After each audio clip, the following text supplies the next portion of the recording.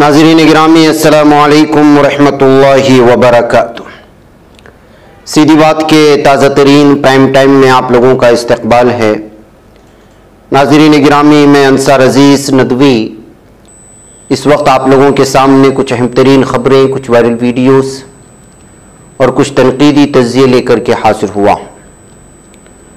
नाज़रीन गिरामी, तफसीलात में जाने से पहले मुश्तरका कुर्बानी का ऐलान आप लोगों के सामने आ चुका है। बस दो या तीन दिन बचे हुए हैं जिस पर आप नाम इंदराज करा सकते हैं।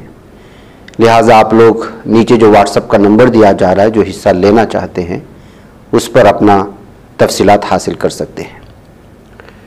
आइए नाज़रीन गिरामी, ख़बरों की जानिब बढ़ते हैं और सबसे पहले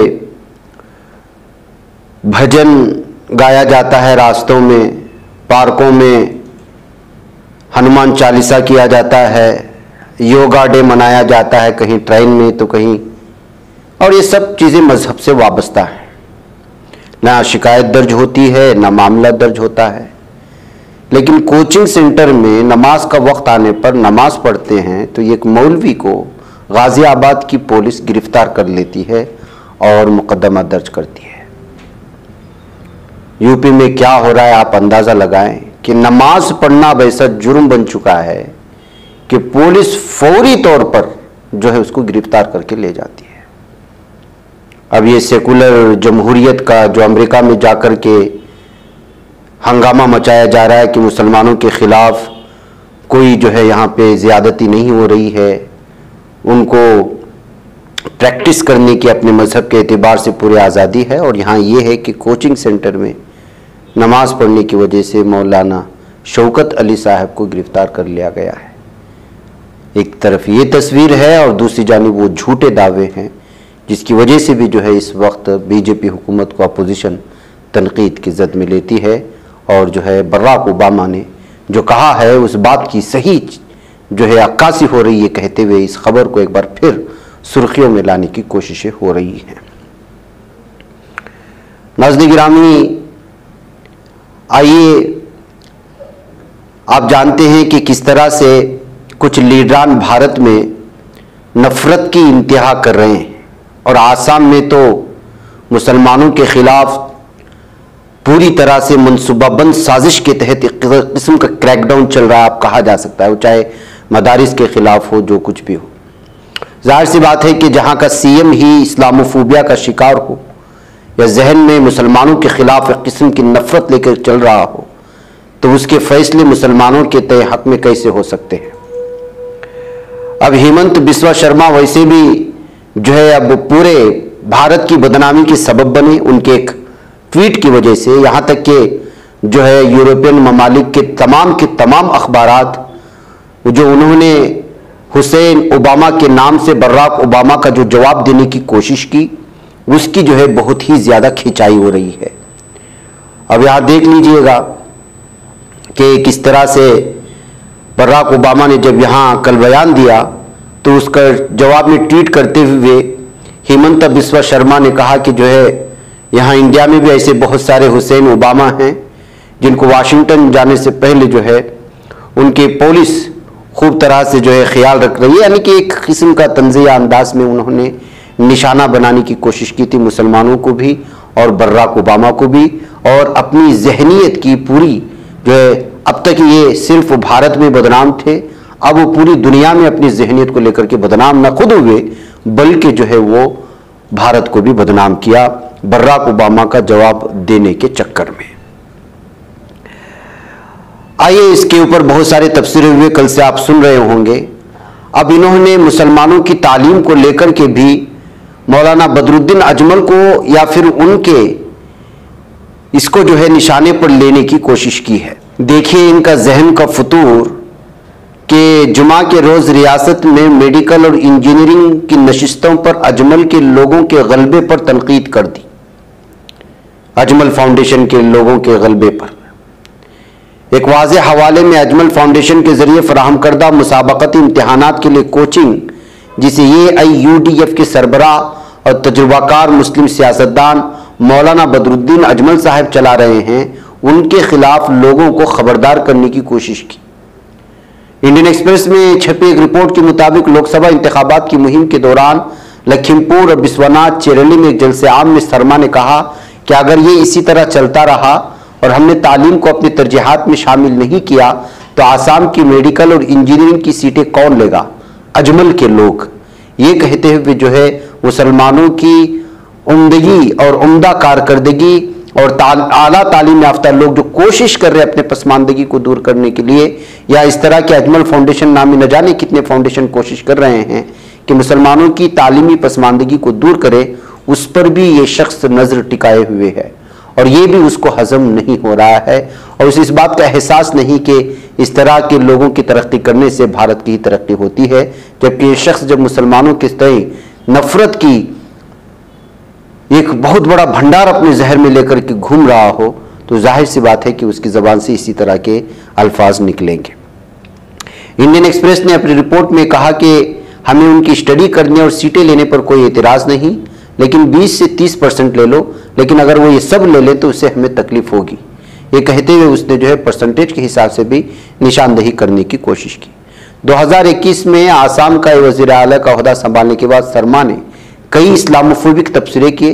इसी दिन शर्मा ने एक ट्वीट में हुसैन ओबामा की इस्तिलाह का इस्तेमाल करके जो है बराक ओबामा को निशाने पर लेते हुए भारत के मुसलमानों को जो है किनारा करने की कोशिश की थी।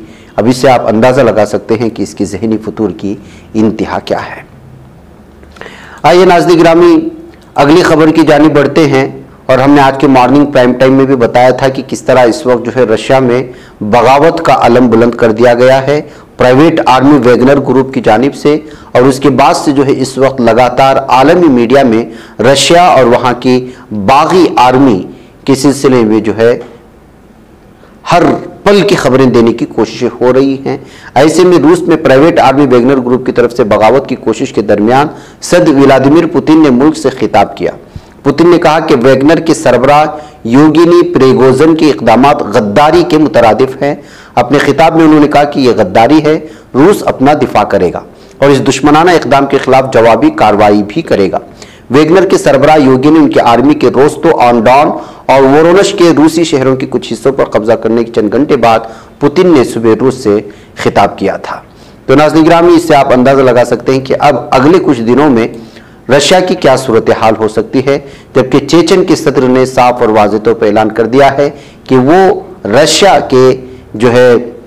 की हिफाजत के लिए जो है रूस ये बाकी जितने भी इस वक्त वैगनर जो ग्रुप आया है उनके खिलाफ लड़ने के लिए उनकी फौज तैयार है, ये कहते हुए चेचन के सदर ने एक ताज़ा बयान भी जारी कर दिया है।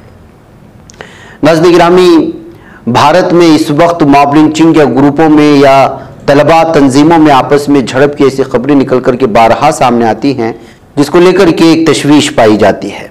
देखिए आज आंध्र प्रदेश के VIT यूनिवर्सिटी में एक क्लैश देखने को मिला जो दो स्टूडेंट्स ग्रुप में और बुरी तरह से एक शख्स को मारने की वीडियो इस वक्त वायरल हो रही है।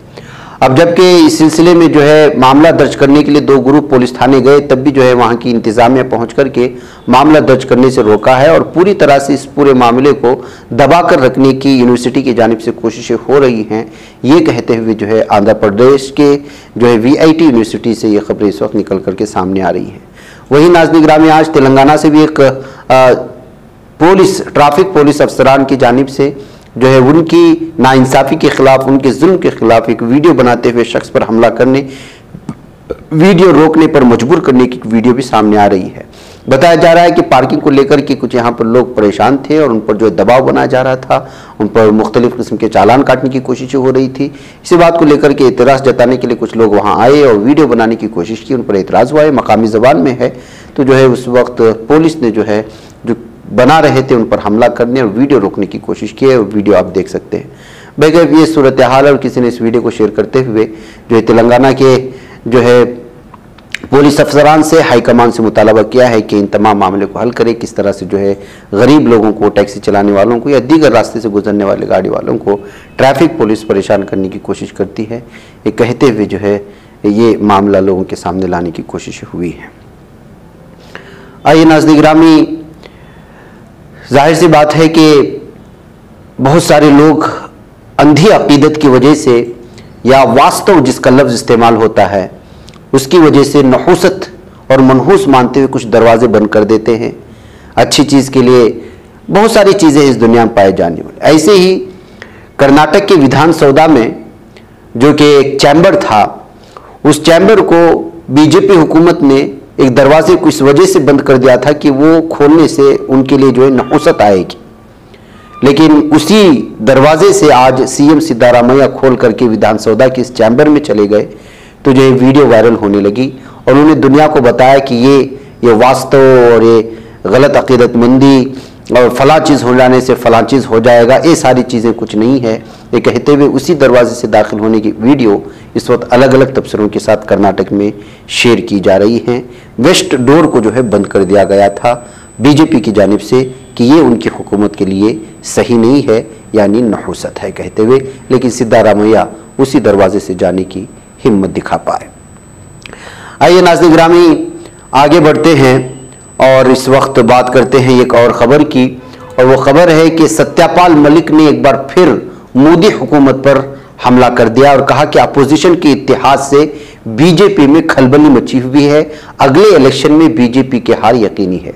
जम्मू कश्मीर के साबिक गवर्नर सत्यपाल मलिक एक बार फिर मोदी हुकूमत पर हमला बोला है और वो जब कभी भी जो है वो हमेशा सुर्खियों में रहे हैं बीजेपी हुकूमत को निशाने पर लेने की वजह से। उन्होंने कहा, मैं तमाम लीडरों से कह रहा हूं कि आपको ईडी और सीबीआई की फिक्र करने की जरूरत नहीं, सच के साथ डटकर मुकाबला करें। आइंदा लोकसभा इंतखाबात में बीजेपी की शिकस्त यकीनी है, फिर मोदी जी उनकी इत्तेहादियों की तहकीकात तुम खुद करा लेना। सत्यपाल मलिक ने मजीद कहा कि अडानी के पास वज़ीर आज़म का पैसा है, अपोजिशन की इत्तेहाद ने मोदी हुकूमत में खलबली मचा दी है। हुकूमती मशीनरी का गलत इस्तेमाल करते हुए अपोजिशन लीडरान के घरों पर छापे मारकर हरासा किया जा रहा है। मरकजी वजीर संजू बालियान के बारे में पूछे गए सवाल के जवाब में उन्होंने कहा कि कई बार उनके खानदान को थाने से मैंने रिहा कराया। संजू बालियान में हिम्मत है तो वो पार्टी छोड़कर कामयाबी हासिल करके दिखाएं, ये कहते हुए जो है उन्होंने जवाब देने की कोशिश की। इसी तरह महाराष्ट्र के साबिक वजीर आला उद्धव ठाकरे ने 24 जून को मुंबई की शिवाजी नाट्य मंदिर में अपने पार्टी शिवसेना के लीडरान और कारकुनान को खिताब करते हुए मरकज की मोदी हुकूमत और रियासत की एकनाथ शिंदे फडणवीस हुकूमत पर भी शदीद हमला किया है। उद्धव ठाकरे ने पीएमसी के कोविड सेंटर घोटाले को लेकर ईडी की कार्रवाई पर सवाल उठाते हुए कहा कि कार्रवाई कीजिए, लेकिन फिर ठाणे, पुणे, नागपुर के भी कोविड सेंटर के घोटालों पर कार्रवाई कीजिए। पीएम केयर फंड में तनहा टाटा ने 3000 करोड़ रुपए अता किए, वो कहां गए उसका हिसाब भी दीजिए। नाज़रीन याद रहे कि उद्धव ठाकरे ने मौजूदा बीएमसी में चल रही मुबैना बदनवानी के खिलाफ 1 जुलाई को विराट मार्च की अपील की है। उसकी तैयारी का जायजा लेते हुए उन्होंने कहा कि बारिश होने का अंदेशा है, लेकिन बड़ी तादाद में पहुंचे। कोविड बहरान में बीएमसी की बदनवानी को लेकर उद्धव ठाकरे ने कहा कि हमारे हाथ में ईडी दीजिए, हम बताते हैं कि कहां कहां छापामारी करनी है। हम जब सवाल करते हैं तो हम पर कार्रवाई की जाती है, जवाब नहीं मिलता। ये कहते हुए उन्होंने जो है इस वक्त पूरी तरह से बीजेपी हुकूमत को और एकनाथ की हुकूमत को घेरने की कोशिश की। और आप लोग जानते हैं कि महाराष्ट्र में इस वक्त सियासी बहरान तेजी से बढ़ता जा रहा है और अलग अलग तरह के तबसरे हर दिन यहाँ के मकामी अखबारात में पढ़ने को मिलते हैं। नाज़रीन गिरामी, हमारे नौजवानों में व्हीलिंग करते हुए अलग अलग तर्ज से लोगों को परेशान करने की आदत बढ़ती जा रही है। ऐसे में हासन से खबर आ रही है कि व्हीलिंग करते हुए स्कूल और कॉलेज की तालिबात को चुराने और उनको हरासा करने के इल्ज़ाम में 3 नौजवानों को उनके बाइक समेत पुलिस ने गिरफ्तार कर लिया है और उनको हिरासत में लेकर के आगे की कार्रवाई कर रही है। नाज़रीन गिरामी, हमारे नौजवानों में आजकल ये बाइक जैसी ही नहीं मिलती हैं या दोस्ती यारी में ऐसी चीज़ें सामने आ रही हैं, जिसकी वजह से जो है वो पढ़ाई पर तवज्जो करने के बजाय इस तरह की गैर ज़रूरी चीज़ें, छेड़छाड़ और सड़क छाप जैसे जो है कामों में मुलव्वस हो रहे हैं, जिसकी वजह से जो है लगातार वो अपने मुस्तकबिल की फिक्र किए बिना अपनी ख़ास जवानी के अयाम जो है ये जेल की सलाखों के पीछे गुजारने पे मजबूर हो रहे हैं। इस वजह से अपने ये जो लड़कपन की और जवानी के कदम में रखती हुई उम्र है, इसमें इस तरह की हरकतें करने से अपने नौजवानों को ज़रूर बचाएं। बस दीगर इस तरह की तस्वीरें जो है आ सकती हैं मीडिया में, जिसकी तस्वीर इस वक्त आप हमारे स्क्रीन पर देख रहे हैं। नाज़रीन, मुझे इजाज़त दें। अस्सलाम वालेकुम रहमतुल्लाहि व बरकातुहू। ये बच पाता है कोई सहाफ़ी की निगाहों से, मिलाता है ये लोगों को मोहब्बत की पनाहों से।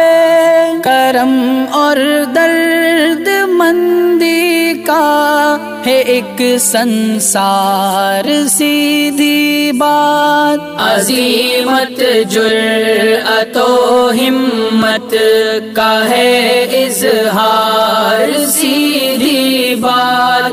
अज़ीमत जुर्अतो हिम्मत का है इज़हार सीधी बात। ये चैनल हक निगर बनकर कुचल देता है फितनों को।